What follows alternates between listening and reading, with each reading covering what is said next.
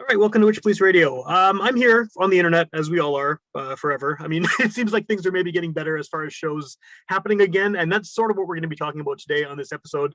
Definitely about performances, anyway. And the guest on the show is someone who hasn't been on the show before, but I think that you've been a fairly kind of well-known presence within the larger Canadian music scene, and especially here in Manitoba, for quite some time now. So I think the best way to start this off is if you'd like to just introduce yourself and maybe give a bit of background about who you are, and we can go from there. Sure, absolutely. My name is Leonard Podolak.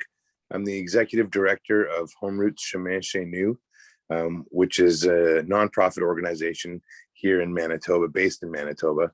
And we are known for having built a network of volunteer house concert hosts across the country with whom we work with to program tours across the country. There's 12 different routes, or before the pandemic, there were 12 different routes of house concert hosts.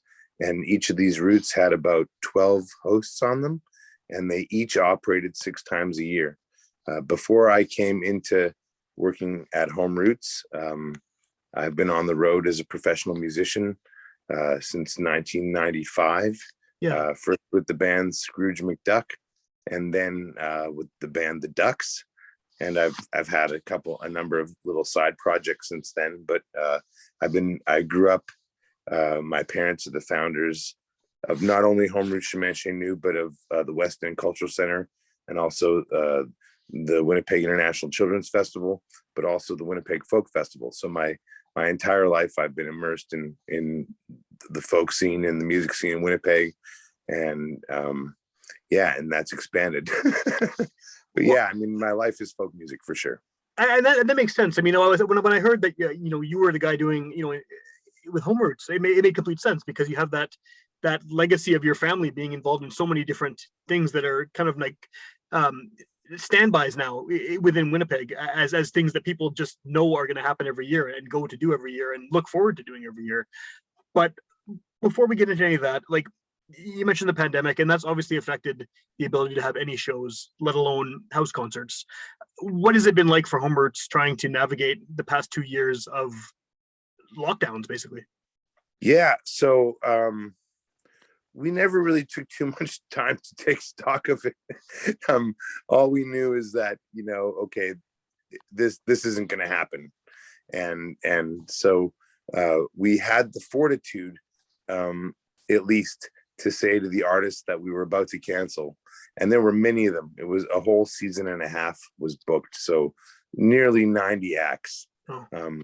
And we called them up, and all we knew was that Facebook had this live feature, and so, hey, what if we gave them our login, and used our Facebook platform to advertise the shows. And then when the shows came around, we give the artists our Facebook login. They would log in as us. They would then share it with their own page and sort of get both audiences. And without a whole lot of thinking about it, that worked really well in terms of getting audience. But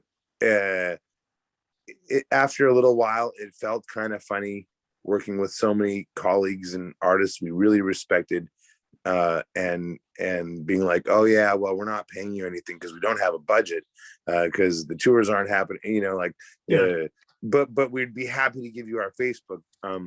But yeah, after a while, it was kind of like, you can never guarantee what the artists we're going to get. We try to give them as many tools as we could to be as successful as possible.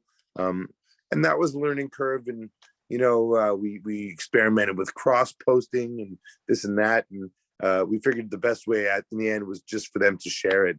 And it worked out good, but we could never tell how much impact it was having, except for how it did with our analytics on Facebook, which was amazing, because our Facebook following went from 2,500 to 8,500 in those first few months of the pandemic. And then, realizing that we're a cultural organization, we're a cultural institution, we have to figure out a more solid way of putting money into the pockets of artists while we do this. So we in all this navigation is, Zoom really picked up, and we started actually hosting ticketed concerts. We built a ticketing system, powered through the website and the whole thing, using Zoom. And what was amazing about that, and what is amazing about Zoom concerts, is you have this intimate connection, instead of it being a house concert where you're in somebody's living room and everyone's in this one little room together.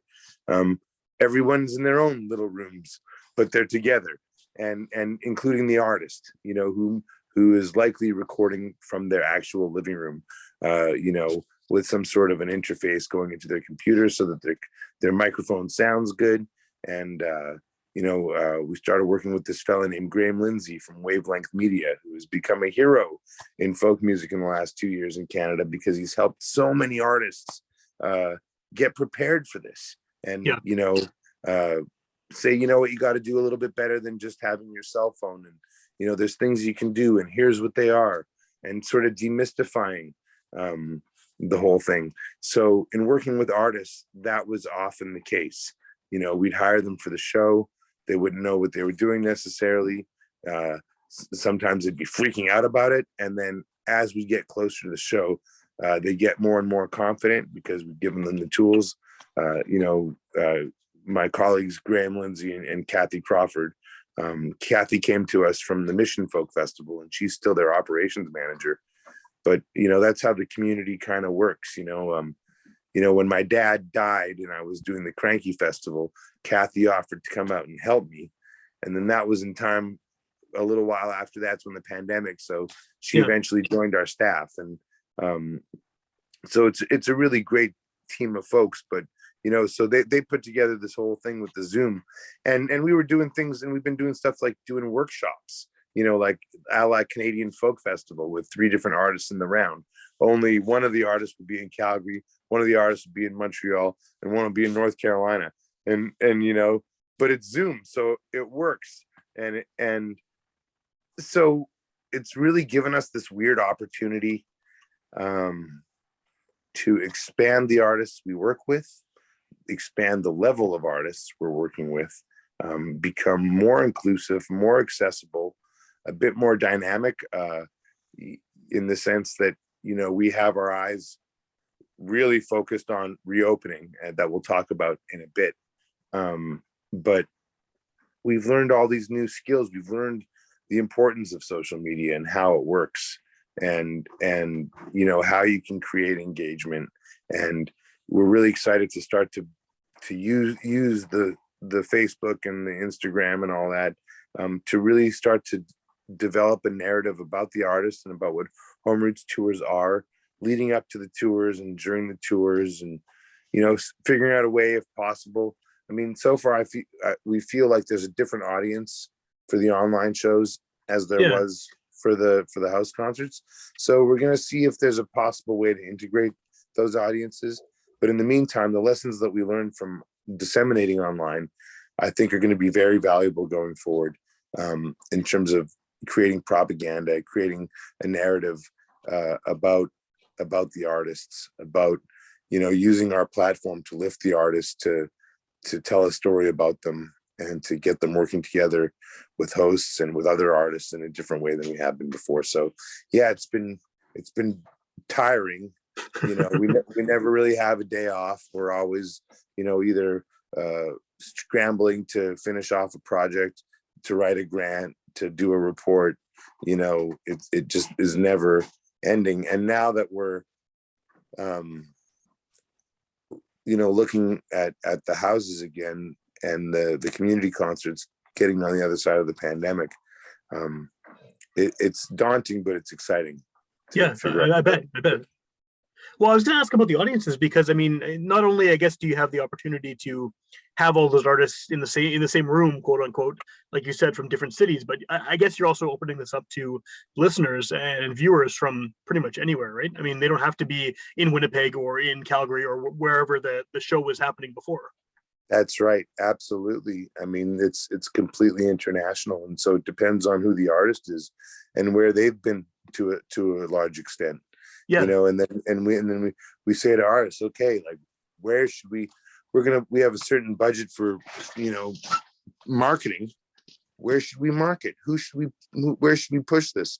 So sometimes, you know, we'll push it in the artist's hometown, but we'll also push it in a few of the markets that are really strong for them. And then it's just like you're using the tools that these, you know, these amazing platforms provide. And you know, it certainly is weird, you Yeah. know, like there's no question. If you would ask me 2.5 years ago if this is where we'd be at, you know, um you know, my dream of the digital strategy and the digital integration was more about how we could build a platform for hosts and artists to connect, and for how information to be disseminated, and how maybe to build a platform that could be shared in the community too, that isn't just for Home Roots, built by Home Roots, designed by Home Roots, but really is a resource for everybody. Because that's what the organization was founded to do, was to build infrastructure for folk music, you know. And to, you know, one time my dad was talking to an artist, and that artist said, yeah, you know, if I lined up all my gigs in Canada and I like put them all in like one part of the calendar, day after day, in one section of the calendar throughout the year, it would last about, you know, 4 to 5 weeks, you know, of like concerts in mainline markets. Yeah. And so, you know, the situation with artists, even artists who are well known, you know, when they have a 2-month break, you have to be really well known for that not to affect your Sure. financial well-being, you know. For you to just be able to have a 2-month time to just chill out after your last tour or whatever without any kind of financial worries is a rarity, you know. So the idea of creating more meaningful work that's a little bit more in the woodwork, like my old man, he you know, been in the business since 1962 or 1963, and he did not appreciate the corporatization of the folk scene. And so when Home Roots came about, he was like, we're not going to do any marketing. It's just going to be the woodwork. In the woodwork, word of mouth of the hosts. We'll send them CDs so they know who's coming. They can kind of pass the word to their people, you know, and but it's up to them to sell these shows. Yeah. And you know, I love the sentiment behind that. You know, the idea of going on the road where the drives between the shows are maximum 3 hours, where instead of, you know, hoping that you might get a chance to go to the hotel to have a shower between the sound check and the gig and still get time to eat dinner, you know, whereas with Home Roots, you show up at 3 o'clock in the afternoon, bring your instruments to the living room, you drop your suitcase off in the bedroom, and it's done. You know, Yeah. the sound check is essentially, you know, acclimatizing your instruments and tuning them up and putting them on the stand. And it's just the host feeds the artist dinner and most often breakfast as well. And it's just an easygoing way without all the sort of tropes of the music business. You know, but at the same time, if it's really going to be meaningful, then you know, we're going to use all the tools that we've developed over the years, and especially in the last 2 years, to really put as many butts in seats as possible. So in certain situations, I think that's going to mean finding a public venue, Yeah. you know, creating that opportunity to create that community spirit, have a volunteer run show with low expenses, maybe not no expenses like Home Roots concerts have been, but low expenses. You know, there might not need to be a PA still, or if Right. there is a PA, it can be a small one that you can rent for the day at Long McQuaid or something like that. You know, it doesn't have to be, you know, but the idea of creating a place where we can sell tickets online, where we can market to the public, where we can market to community radio, where we can market to community newspapers, and tell the public, and just take it one step out of just being the hosts and their circle of friends and their community, and keeping that spirit alive, but also making it more accessible to the public is sort of where I see it going. Well, and now you have the 15th anniversary of Home Roots, which is obviously, I mean, I'm sure the timing is not ideal in the sense that we're still coming out of a pandemic, but you've come up with a solution, as part of this ongoing solution, I guess, to the situation, where you can still put on something special for the anniversary, despite the fact that we're not fully past COVID yet. Yeah, I mean, I think we're in a place now where, we have been unwilling to relook at booking the house concerts up until now. Yeah. We've been really lucky. Both Canadian Heritage and Factor have really come to bat for us, and really what that means is that they've recognized that we are good disseminators and good curators, and so they've given us some wonderful project money, which in fact doesn't go to it goes through the organization, straight into the hands of artists and to technicians and to venues. We've done a number of pre-recorded kind of collaborative projects. One was called Prairie Panorama, where we matched visual artists and musicians to build crankies and to write songs together and to make that visual art and musical connection together, and then working with local community organizations, cultural organizations, to kind of set the stage for these collaborations to have a place to live. We worked with the Flin Flon Arts Council and the Killarney Turtle Mountain and the Harvest Moon Festival. And then, we got a couple other grants from Factor to do kind of cool collaborative projects where we, pre-record it and sell tickets for it online. And all of a sudden we find ourselves like, oh my God, we're working with these film crews and these filmmakers, and, wow, this is like, what? This is like completely different. But it's exciting. And what it has shown is that, that the house concerts, when those tours start again, we're working with an artist for 2 weeks at a time, so rather than looking at the house concerts as the final kind of thing, the analogy I use is a brand new Mr. Potato Head. When you take it out of the box and you take it out of the plastic, but it's just this plastic thing with holes in it. You have to plug in the nose and the eyes, and you can put it in all sorts of different orders and make it funny and goofy. But the online, we're working with, we've been starting to partner with other people like the West End and the Crescent Arts Center and the Manitoba Arts Network and arts networks like it across the country, where we can start to incorporate different things. There's an online show. There's, we can go into a studio and record a half an hour set to create some evergreen content. There's this thing called the pitch.ca, which is this new digital showcase platform. So we can record, we can take that half an hour set and then extract 15 minutes out of it, place it as a showcase video in the pitch.ca, put artists together with people that we know that write grants. There's all kinds of things that we can do to develop the relationship with the artists, to develop the narrative about them, but also to develop the relationship with the hosts as well, and kind of encourage them to take it one step further in whatever direction, and make it something that, before there was, that we had 200 hosts. I don't think after the pandemic that we're just going to automatically have 200 hosts again. I mean, maybe we will. Maybe we have 400 hosts. Maybe we have no idea yet. Maybe, half of our hosts are going to come and half of them are going to go. And then we're going to put it out there online. And then there's, there might be 100 people that have been waiting in the wings that we have no idea about.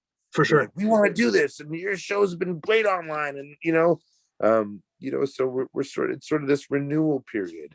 And, so in a weird kind of way, it's been the horrible pandemic. It has made life hard for us too, personally. each staff member, um, has been affected by it, just like the artists. Yeah. But but I feel like now that we're coming to the other side of it, most people have got triple vaccine, and if not, the thing about Home Roots that's interesting, being a national organization, a house concert host in one place might not have the same attitude as a house concert in the next place. I'm sort of hoping that those splits are sort of geographically sensical, so that we can still put artists on tour to do a whole tour. Yeah. That it won't be that hard, but we have to keep it safe, so we don't imagine there's going to be 11 tours starting in September again. There might be 5, Right. or we'll see how it goes. But if we're gonna put a host in someone's house or work with a host to do something, it's going to be because there's going to be a certain amount of boxes checked that are going to give us an idea that they're going to do a great job and they can keep it safe for artists. And same thing with the artists. We're going to work with artists who are culturally sensitive to where they are. Yeah. And we'll be professional and do a good job and stay safe. Well, So. I like that.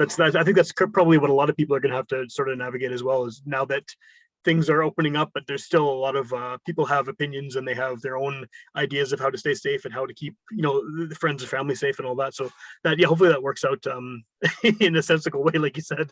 I mean, it's crazy, but yeah, no, I mean, as far as the 15th anniversary goes, to get back to your question, just before you get really into that, just for a second, yeah. I was about to say that I think that it's interesting that you've about the 15th anniversary, that you've kind of embraced all of this 2022 technology, and you're using the streaming and the social media and all of these things we just talked about, and then for the anniversary you're throwing back to something from 40 years ago, in terms of the concept and the name of the thing. I think it's great. It's a great kind of marriage of future and past, right? Yeah, the traveling good time medicine show, it's a series of 5 shows that are going to be on Friday nights all throughout April. We it's sort of to celebrate the concept of the Chautauqua, the traveling show. So this time we couldn't do that, so we did 5 shows in 4 locations, and each show is an in the round featuring 3 wonderful artists or a group of people. In White Rock was a little bit different because we worked with the BC World Music Collective, who they themselves are 13 musicians that are all having their own career. So cool. Instead of hiring 3 bands there, we worked with them, and then they kind of created their own vibe on their own.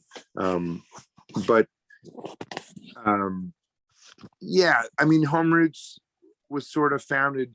I mean, when my dad did the Traveling Folk Festival and Good Time Medicine Show in Alberta in 1980, he was sort of unknowingly setting the stage in his own mind and heart for Home Roots, right, in a weird kind of way. It's funny when you look at my dad's career, it started really big in terms of the perception of the event, and it went, he started working on things that were perceptually kind of smaller instead of the other way around. You know what I mean? He started the Winnipeg Folk Festival when he was 25. And, it's a great story because the province, they were looking for centenary 100th anniversary in Manitoba they had a bunch of dough to give away and look at projects. So my dad pitched them a folk festival. And he said, well, and then they said to my dad, well, if you get the money from the city, we'll give you we'll give you the money too. And then he went to go meet with the city, and the city said, well, if you all get the money from the province, we'll give you the money. And so just at that moment, the guy got a phone call from on his way at the office. My dad stole some of the letterhead off of his desk. Right? And wrote a letter to the province from the city saying we're going to give the money. Literally put it in the mail and sent it to them, and they went, great, And so they gave him the money, and then he went back to the city, and they said the province gave him the money. It's great. And now, because of those kind of shenanigans, we have the Winnipeg Folk Festival, and it's so huge now. That's a great origin story, right? for something And like that. and that's the kind of, so I mean, it's always been kind of like coming up with creative, goofy ways to get this thing going. And the Chautauqua, the Good Time Medicine Show, it was part of the pitch that my dad made to Horst Schmidt, who was the culture minister in Alberta back then. And he said to my dad, he had this crazy German accent. He was like, "How much money are you going to screw out of me for this?" but he got the money to start the Edmonton Folk Festival, the Calgary Folk Festival, and then this tour is the thing that tied the two. So there was a big chunk of the lineup that was a part of the traveling medicine show that started that makes sense. Yeah. That started off the Calgary Folk Festival and ended off at the Edmonton Folk Festival, and it was the first year of either festival. And so when we're thinking about the 15th anniversary and what we want to do and how we want to celebrate it, the idea of putting on something that's national and celebrates the connections with the different organizations we've fostered relationships with over the last couple of years, and employs the work of a lot of different musicians. There was close to 50 artists in this, there's 13 or 14 acts, but all told, there was like close to 50 musicians. Wow. When you think, and the way that it happened was that Factor put out some funding to restart live shows, and so we made an application to support opening the touring again for this month, actually. And then Omicron hit. Yeah. I'm shaking my head, and somehow I'm like, oh man, you know what? I just know it. They're gonna approve that grant. and they did. And it was a lot of money. And we called them up and said, look, we want to be the stewards of this money. We think we can spend it well, but we're not going to spend it on house concert tours yet. It's just not time, And they were like, make us a new budget, write us a new plan. And, we did. And they accepted it. And so we got to do this show. But, so this series of shows, we're inviting our Home Roots hosts to attend for free. Cool. To re-engage the conversation with them. It's a different thing, watching shows online than producing a show for your community. Sure. There's not this automatic connect, for us there was, because we're a cultural organization, but our hosts are folks that want to move and shake in their community, and so because we didn't really know what we were doing, and we didn't really know what to say to them, because we didn't really know what the vision was, because there was a pandemic and everything just ended, but now what's really exciting, just circling back, is just that, the opportunity to connect the hosts with each other, the artists with the hosts, the opportunity to connect the host with the artist with our audience on social media, and to take their endeavors and to lift them up and to find different kind of opportunities on the road. That's sort of how we see ourselves, not just as cultural disseminators, but as sort of a support organization for both artists and new presenters. And cool. And we're sort of hoping that, over the next few years, we can really help to create and nurture the expansion of people in this country who actually present in rural locations. Hopefully we teach them by doing the Home Roots series how to do stuff, and when they get more, they become more knowledgeable, they get their own ideas, they want to promote during the year outside of the Home Roots tours, and would be the biggest victory Yeah. for us, is if they want to be part of Home Roots, but then we inspire them to keep on going and to do other stuff throughout the year. Yeah, that'd be great. That'd be a great, like, kind of after effect of this whole project. So there's 5 shows, and it's over a period of time. How does if someone wants to check it out and want to find out who's playing in which city on which date, what's the best way to track all the information down? Yeah, the best way is to just go to our website, homeroots.ca, HOMEROUTES.ca. Pretty soon it's going to be pretty interactive and exciting, because we're going to start to have the artist intake and the applications and the host applications and all that kind of stuff up. But for now, it's got all the stuff about our online shows, how that all works. It's really quite something, honestly. We've been working with Side Door. They're a company run by a wonderful person named Laura Simpson, and also Dan Mangan, the artist. He's the co-owner, and what's funny is that they started off in the house concert milieu as well, but they're hitting it from a different angle. They were thinking of more themselves as a tech platform that would hook up prospective hosts with prospective artists, and if they meet and do a match, and that's great.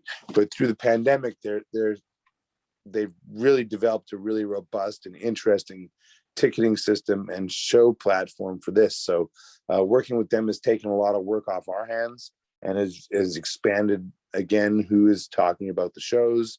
And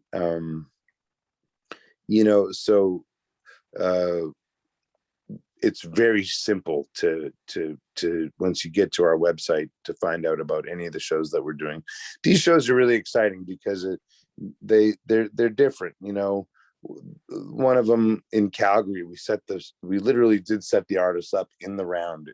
Cool. I was thinking about the movie It Might Get Loud with Jimmy Page and The Edge, Jack and White and The Edge, right? Yeah. And how they were in a circle, and they're just talking music and talking guitars. And so we had Jenny Allen and the McDade family and this wonderful songwriter named Jeffrey Straker, who's from Saskatchewan, and they literally were in the round, and you can still see the cameraman in the background and whatever, but I thought rather than just having them sitting in a line and going one to the other, it might be kind of fun to take advantage. We're at the National Music Center in Calgary, and in one of their studios, and it just lent itself to the room and to the space we were in. Well, and that kind of casual vibe too, having the cameraman in the background and things like that kind of goes with the territory of doing house shows, because the in-person shows are in someone's house. There's people walking around, there's maybe a dog in the background, whatever, right? It's I mean, one time I did a house concert and with my friend Jordan McConnell, who was also on the Ducks, and we were playing up in northern BC, and the host was actually sitting in the front row, and she'd done a great job, man. She got like 45 or 50 people out, and her best friend was sitting three people over. Okay. And she put on a gathering, right? So they were drinking some wine, and then they started passing the wine back and forth and chatting, to each other, because they were a little tipsy, and they were in the front row of the show, and it was all their friends that they invited, but they were interrupting us, and they were disturbing their guests, right? And I took a look. I said, "What is this? Is this like the Muppets? And you guys are those two old geezers in the balcony?" And then the whole place broke up, and they kind of like realized, we gotta be quiet, but at the same time, it was kept it lighthearted. And I mean, this one time I did another show where, sort of 15 minutes into the show, this group of partiers showed up, and it was like the host had really done a great job. This was in Fort Mac, actually, and this house that I'm talking about burned down during the wildfires. About our home, because his house burnt down in the big fire, and then like 2 weeks later, he called us up, says, "Don't worry, I'm building a new house."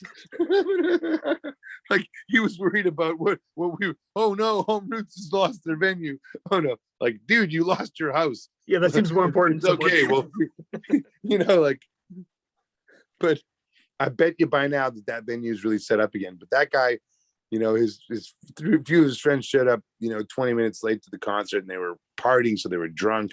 And there was, there's a few seats in the back, but then one guy got stuck sitting in the front row.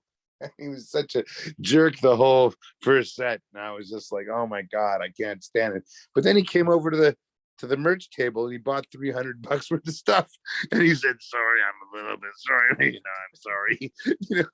And I was like, it's okay. But that's just a couple of anecdotes. But I mean, it's an amazing thing because there's no fourth wall. Yeah. You're right in the room with the people. The people have all their community around, and it's a different kind of vibe. I've played on big stages all around the world and done all these things, and I it's definitely one of the, I still remember all the Home Roots tours that I've been on. And for example, I have a partnership with a guy named Matty Gordon, and before I got hired as the executive director, he's a fiddle player and a dancer, a clogger. Okay. And I play old time banjo. He plays fiddle. We do ham bone together. And we were about to open up for this band in England called Show of Hands on a 2-month tour of every soft seater, every 1,500, 2,000 seater in England.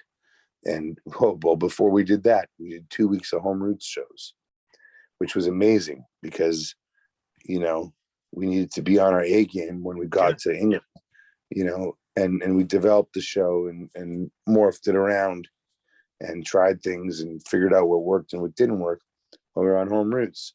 And because it's such an intimate vibe, that process of that journey of finding the show, was amazing for the people to see and for us to do, because it was a very supportive place. Yeah. So when you see it up close, even if it's not like the ultimate end product of what you think what they might do in a theater, they're still seeing this amazing dancer and musician play 2 feet away from them. You go to a big show and there's a metal freaking barrier 9 feet in front of the stage, and then the stage is also 9 feet. So, sure, there's a lot of people in the room, a lot of money's being made, fun is being had, but it's not intimate, and so the one thing that Home Roots really affords the audience and the hosts and the artists is to have this really cool, intimate experience where you feel really appreciated as a musician and you get a really unique experience as a music lover.